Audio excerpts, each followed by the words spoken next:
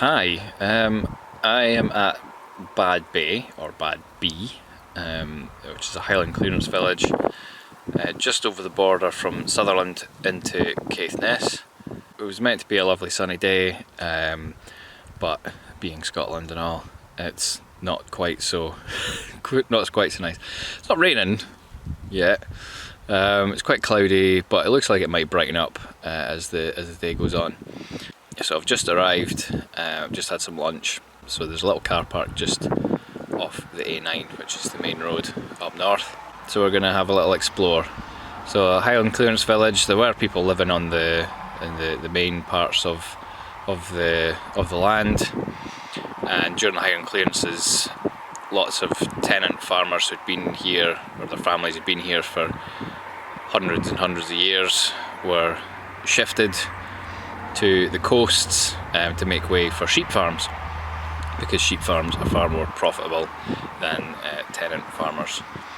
The remains of this village are the place that the Highlanders ended up on the coasts, and so we'll see some ruins, and I think there's a monument there as well.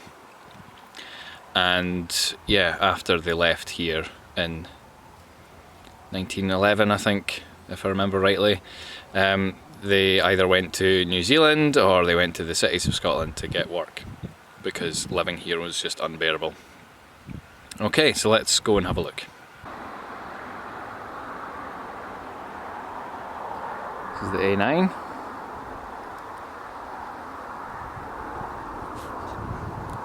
And then this is the car park. And Badbea is that way. Just a short walk from A9. You get to there's a wee track. Then you get to this wall, which goes as far as the eye can see both ways. It was built by the tenants of Badbea to keep the sheep out of where they lived, or to keep them out where the sheep lived. Then you have information board. There's a few of these dotted around. There's one back at the car park as well. And there's the monument, which was built out of the stone of one of the houses. On the way down to the monument, this has all been cleared recently. This was really overgrown last time I was here. So you can just see the remnants of a cottage.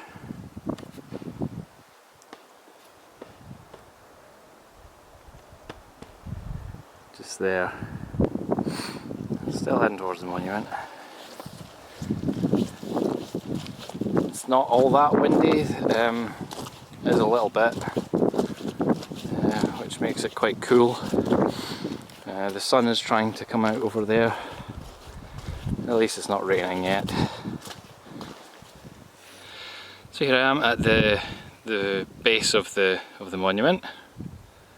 Its four sides have got different plaques on it commemorating different residents of the village.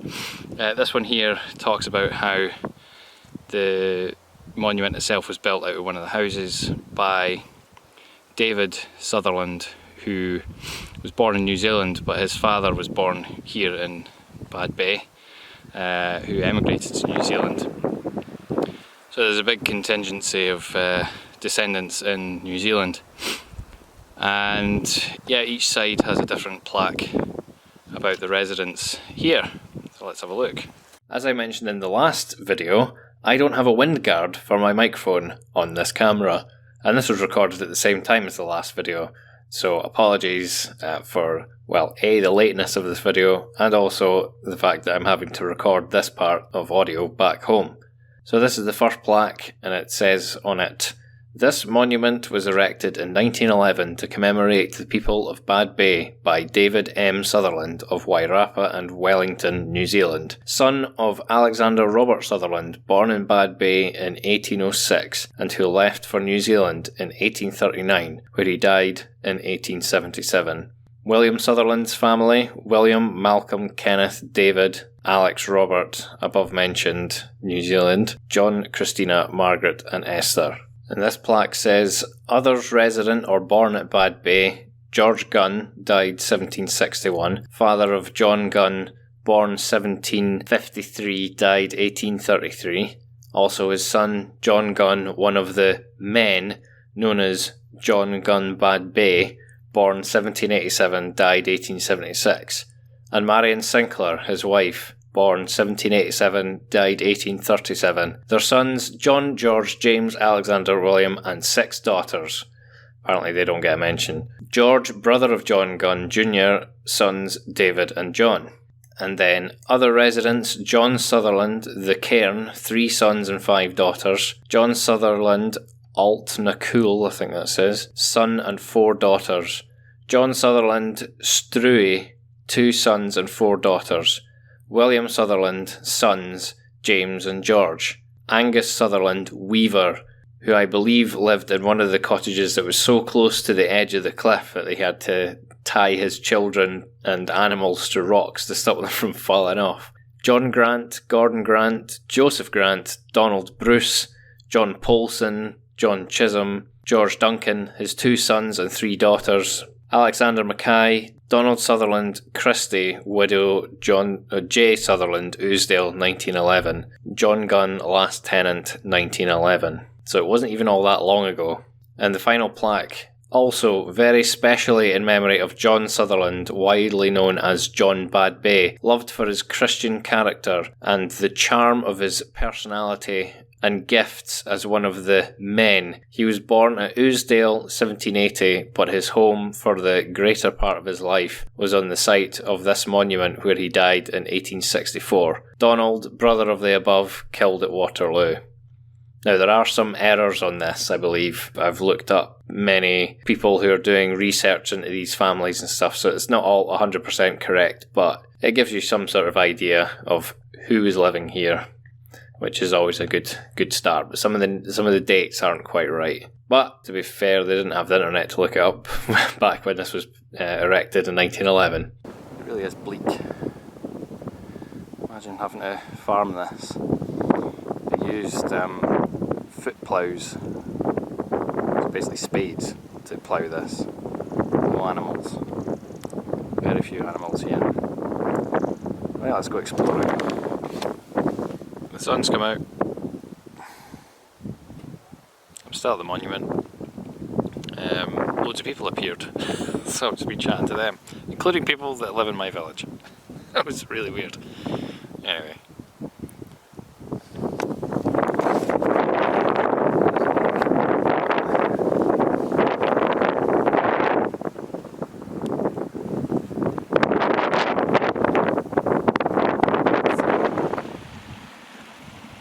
Right, well, we've moved a bit further south. We're coming to our first burn down to the sea. So, proper wilds now. Seems quite steep. Great fun. Roaming in the gloaming now. There's like nothing. You just see the wall built by the locals. But I'm following no path. There aren't any. So just kind of following sheep tracks. The sun's disappeared again. I'm just trying to avoid sheep and deer poo. Properly isolated here. Love it. So I think it's not too far over that hill. I can't remember though.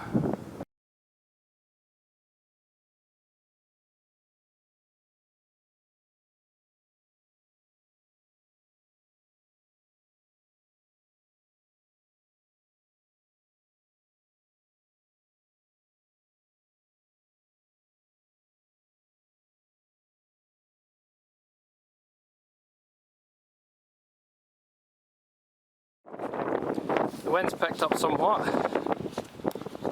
and that's fine. The sheep paths are well worn. The rain's blowing through a little bit now as well, which is slightly less pleasant, but it's fine. It's rugged, it's what they would have had to have dealt with on a regular basis, so I was just thinking that this would be a good place to camp. If you could get away from the wind, this would be lovely. So, what do we have just over this hill? There's another hill, of course.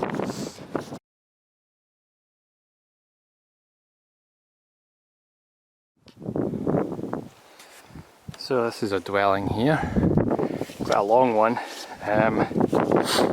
Could have been a button den, which is one room for the family, one room for the animals. Where I'm from, I still hear people saying, come and bend the house. It's basically to the other room. Like how in the very end of this one, you see there, there's like a wee alcove sort of thing, a wee nook, with a wee cupboard or something in there. That's pretty cool. The building's next to it as well, and there are some kind of boundary looking stones lying around too.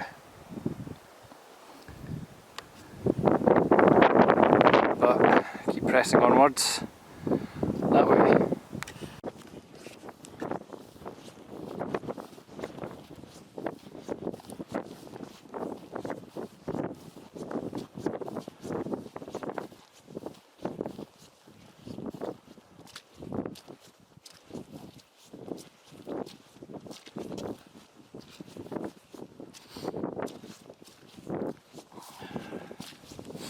Aye, the galore.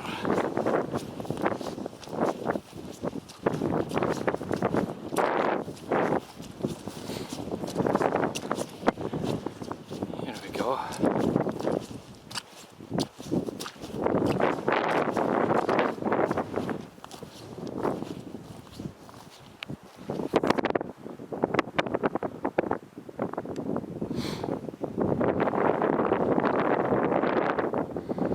So there's a river along here, very far down the hill, and on the other side that's Craig, which is separate from Badbea. I went down there once, and at the end there's a waterfall into the sea. It's about 15 feet. I may or may not have fallen down it, but I got a good picture. I got a good picture when I fell down there, so that's fine. Because apparently there was an illegal whiskey still in a cave down there, so I went to find it. There's lots of different kind of things going on here. You see that sort of round sort of shape there, some sort of enclosure. Obviously we've got a dwelling here, and here, further on the corner there as well, and that's where we're going to go. This way. Now, a bit further down you can just sort of see the waterfall that I fell down is just over here. I assumed that the whiskey still would be down there in a cave. I don't know how big they were, but what's this? This looks a little bit man-made to me, a bit contrived. I didn't mean the side of this hill. I wonder.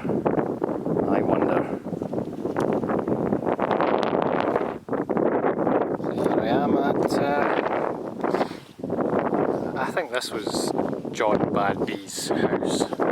When you look at it, it's a bit preserved. Even though they were obviously in abstract poverty and everything, there was still a hierarchy. And the most important person would have been the preacher. So this is the most substantial house, I would have thought. It's also the closest to the school, which I'll hopefully get to visit. It's even got a little bit of a track running up to it.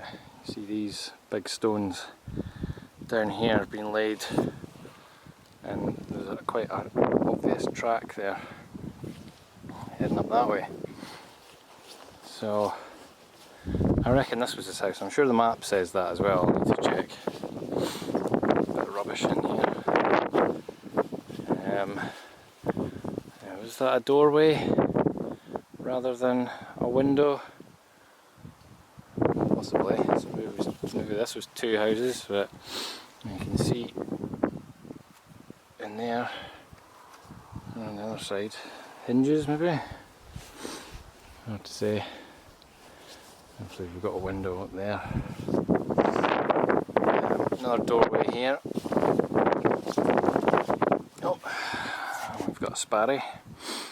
So we've got a cupboard on this side, on that side, and a fireplace. And there's been a fireplace on this side as well. There's the chimney stack, you can just sort of see it just kind of there. And another little cupboard by the window. And that's the rain on. I'm going to sit and have a snack, because I've been walking quite far, and a sheep feed bag lying on the ground. Well, it's a farm. Here's my piece to camera, I suppose. I've just stopped for a wee break, a wee munch, while I'm in what I think to be John Badbea Sutherland's house, the preacher's house. I've been here loads of times before, and it's just such a poignant place. I've been here when it's been really sunny, I've been here when it's been chucking down with rain. Today's kind of in between. But there's still this atmosphere. I mean, I don't know if it's because I've got a personal connection, a familial connection to it or not, but it just fascinates me. Every time I come here, I kind of feel at ease somehow.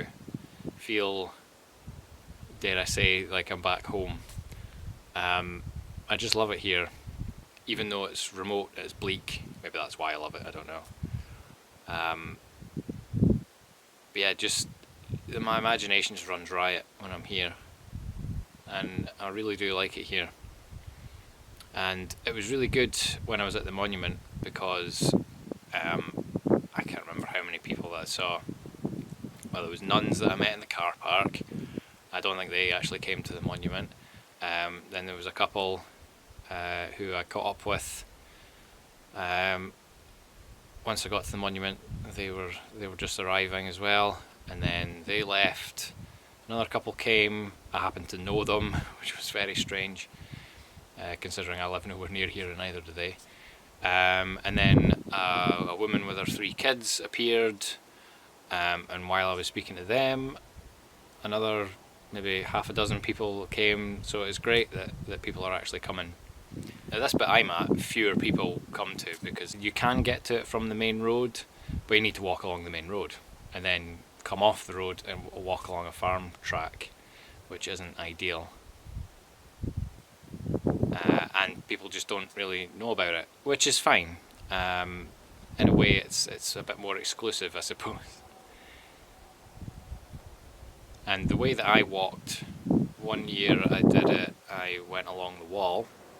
The ground was very much like that. You just had to follow the contour of the land. I just would see all the different views I could see from up there.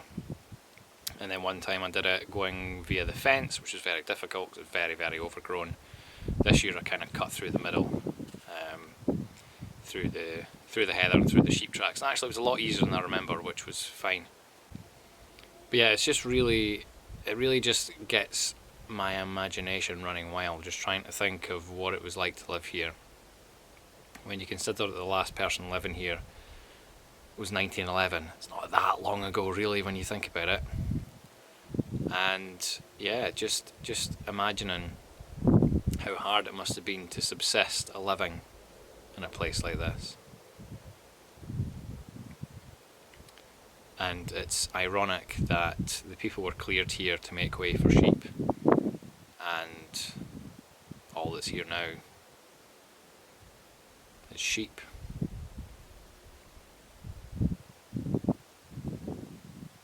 I suppose they won.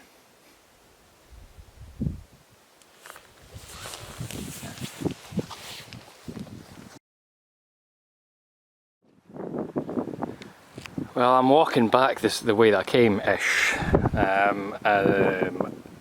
There's actually a track, if you like. It's called the the John O'Groats path or something like that, and so yeah, you can actually walk all the way along the coast, it seems.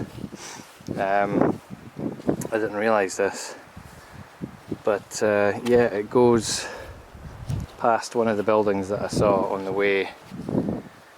But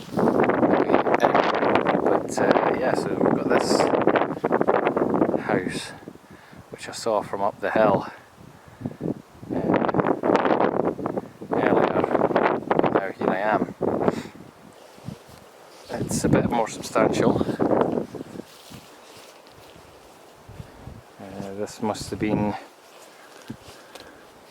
the butt, probably, or the ben, whichever one it is, the one that housed the animals. And then you've got this main kind of room.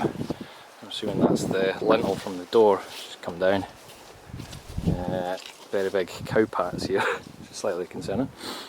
Chimney stack on this side. Chimney stack on this side. And fireplaces. This is a bit precarious. Hopefully this doesn't come down about my head. But yeah, then we've got another room. The windows have been blocked up for whatever reason, and then there's a door out here.